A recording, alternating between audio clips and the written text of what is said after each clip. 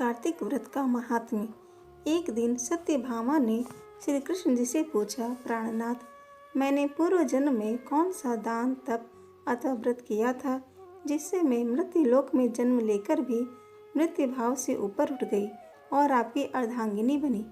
भगवान श्री कृष्ण कहते हैं, प्रिय, एकाग्रचित होकर सुनो।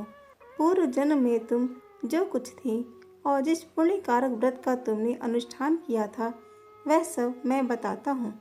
सतयुग के अंत में हरिद्वार के भीतर अत्रि कुल में उत्पन्न एक ब्राह्मण रहते थे जो देव शर्मा नाम से प्रसिद्ध थे। वे वेद वेदांगों के पारंगत विद्वान, अतिथि सेवी, अग्निहोत्र परायण और सूर्य व्रत के पालन में तत्पर रहने वाले थे। उनकी एक पुत्री थी जिसका नाम गुणवती था। उन्होंने उसका विवाह अपने शिष्य चंद्र के साथ कर दिया। एक दिन वे दोनों गुरु शिष्य कुश और समिधा लाने के लिए वन में गए, जहाँ एक भयंकर राक्षस ने उन दोनों को मार डाला। उस क्षेत्र के प्रभाव से तथा स्वयं धर्मात्मा होने के कारण वे दोनों मेरे धाम वैकुंठ धाम को प्राप्त हुए। तदंतर गुणवती ने जब राक्षस के हाथ से उन दोनों के मारे जाने का हाल सुना, तब वह पिता और पति के वियोग से पीड़ित होकर विलाप करने लगी। गुणवती शुभ कर्म करने वाली थी। वह शांत भाव से अपना जीवन भगवान विष्णु के भजन में बिताने लगी। उसने अपने जीवन भर 2 व्रतों का विधि पूर्वक पालन किया। एक तो एकादशी का उपवास और दूसरा कार्तिक मास का व्रत। ये दोनों ही व्रत मुझे बहुत प्रिय हैं। ये व्रत पुण्य प्रदान करने वाले, पुत्र और संपत्ति के दाता तथा भोग और मोक्ष प्रदान करने वाले हैं।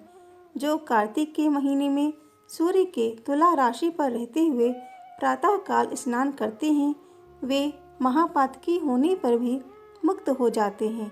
जो मनुष्य कार्तिक में स्नान, जागरण, दीपदान और तुलसी वन का पालन करते हैं, वे साक्षात विष्णु के स्वरूप हैं।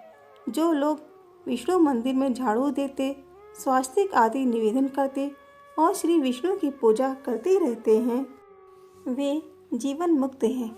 जो कार्तिक में 3 दिन भी इस नियम का पालन करते हैं, वे देवताओं के लिए वंदनीय हो जाते हैं।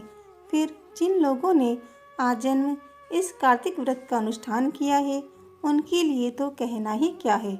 इस तरह भजन व व्रत का अनुष्ठान करते करते वह जरावस्था को प्राप्त हो गई और स्नान के लिए गंगा जी के तट पर स्नान को गई। ज्यों ही उसने जल के भीतर पैर रखा, वह शीत से कांपती हुई उसमें गिर पड़ी। घबराहट की दशा में उसने देखा, आकाश से विमान उतर रहा है जिसे मेरे ही समान रूप वाले पार्षद लेकर आ रहे थे। वह उसमें दिव्य रूप धारण करके बैठ गई और कार्तिक व्रत के पुण्य से उसे मेरे निकट स्थान मिला। तदंतर जब मैं ब्रह्मा आदि देवताओं की प्रार्थना से पृथ्वी पर आया, तो मेरे पार्षद भी मेरे साथ आए। जो तुम्हारे पिता देव शर्मा थे, वे ही अब शत्रजित हुए हैं। चंद्र शर्मा अक्रूर हैं और तुम गुणवती हो। कार्तिक व्रत के पुण्य से तुमने मेरी प्रसन्नता को बहुत बढ़ाया है।